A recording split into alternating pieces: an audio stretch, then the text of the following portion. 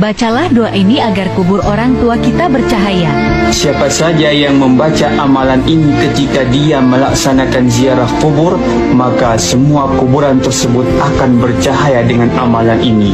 Dan bagi orang yang membacanya, Allah Subhanahu wa Ta'ala akan memberikan 1 juta derajat baginya, dan Allah Subhanahu wa Ta'ala akan menulis baginya 1 juta kebaikan dan dihapus baginya 1 juta keburukannya. Masya Allah, sahabatku, ini dijelaskan di dalam kitab Tanbihul Qaul yang dikarang oleh Syekh Muhammad An-Nawawi Al-Bantani.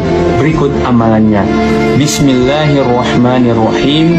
La ilaha illallah wahdahu la syarika lah, lahul mulku wa lahul hamdu, yuhyi wa yumit, wa huwa hayyun la yamutu biyadihil khair, wa huwa ala kulli syai'in qadir.